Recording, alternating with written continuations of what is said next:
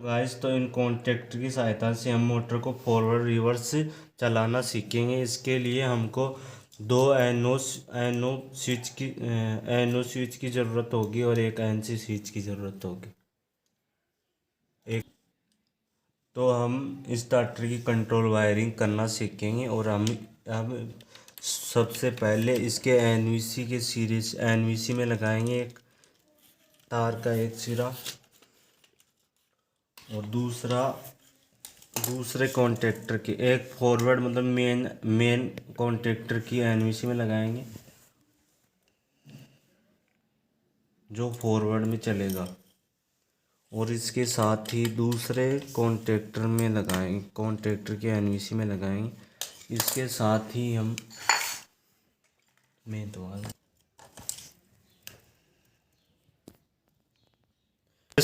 Supply का wire लगा देंगे जो हमको चलाना है इसको।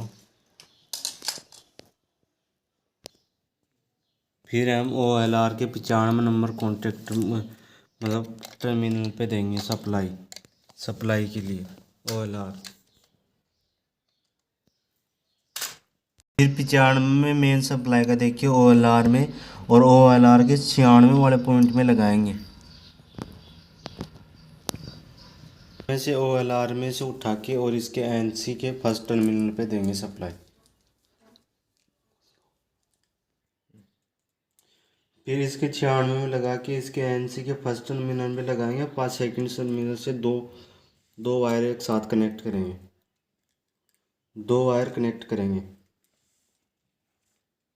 वायर फिर इसके NC के सेकंड टर्मिनल पे दो वायर लगाएं। इनमें से एक वायर तो इसके एनो में लगाना है और एक वायर इसके एनो में लगाना। तो इसके एनो में ऐसे लगा देंगे। एक तो एनो में NC से लेके इस एनो में लगा दिया। अब इस दूसरे वायर में दूसरे एनो में लगा देंगे।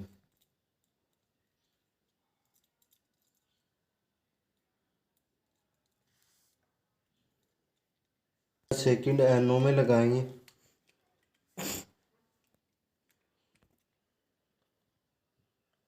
फिर इस एनो का इसके NC में देंगे।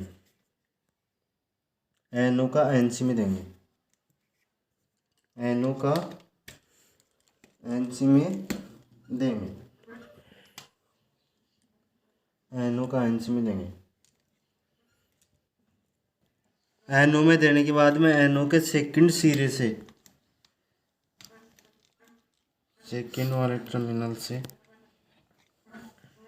फर्स्ट वाले के फॉरवर्ड कॉन्टैक्टर के एनवीसी में देंगे।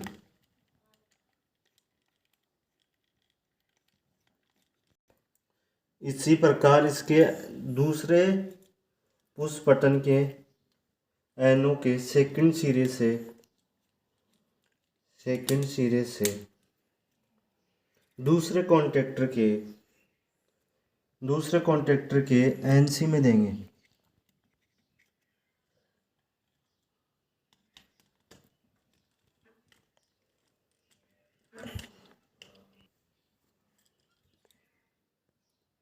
दूसरे पुश बटन के सेकंड टर्मिनल से लेके इसके दूसरे कॉन्टैक्टर के एनसी में देंगे।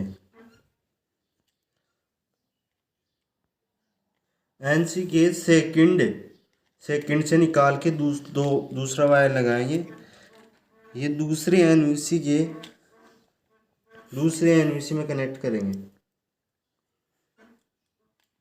दूसरे कॉन्टैक्टर के क्रॉस करेंगे मतलब पहले का दूसरे में दूसरे का पहले में। अब ये वायरिंग होने के बाद में हम इस एनो पुश बटन को दबाएंगे।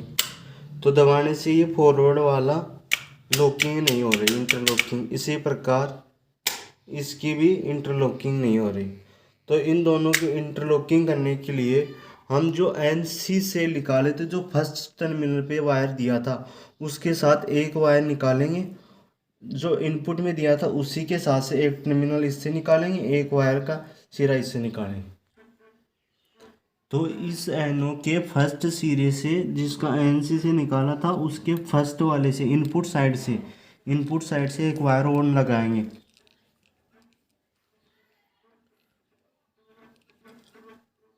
जिस पुश बटन से जिस कॉन्टेक्टर में वायर जा रहा है ना उसके एन ओ में लगाएंगे ये वायर। पहले तो हमने एन सी में लगाया था, अब ये एन ओ में लगाना है। एन ओ में लगाएंगे, एन ओ में। अब जो एन ओ का सेकंड सिरा उसमें एक वायर लगाएंगे। वायर लगाने के बाद में इसमें जो वायर हमने पहले कॉमन किए थे उसमें नहीं लगाना, बल्कि जिसका एन सी से आया था ना सिरा दूसरे कॉन्टेक्टर का, उसके अंदर लगाना है एन वी सी में ये वायर।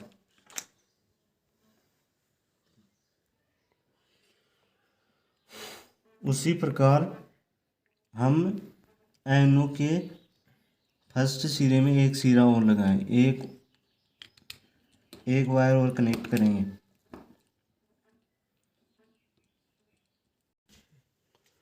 एन ओ के फर्स्ट टर्मिनल से वायर निकाल के इसके एन में, इस कॉन्टेक्टर के एन ओ में लगाएंगे वायर।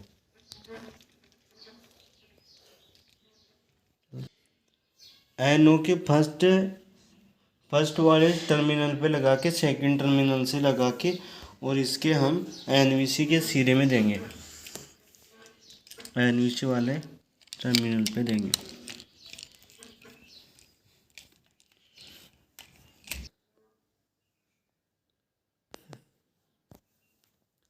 अब ये हमारा फॉरवर्ड रिवर्स की कंट्रोल वायरिंग कंप्लीट हो चुकी है। अब हम इसको चला के देखेंगे। तो चलाने के लिए पहले हम इसके एनओ को दबाएंगे। एनओ को दबाने पर ये कॉन्टेक्ट में एन कॉन्टेक्टर फॉरवर्ड वाला चालू हो गया।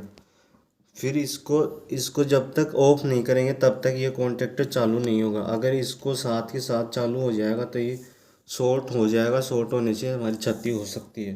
तो पहले इसको बंद करने के बाद में हम रिवर्स कॉन्टेक्टर को दबाएंगे, रिवर्स ऑन, फिर इसको हम ऑफ कर देंगे।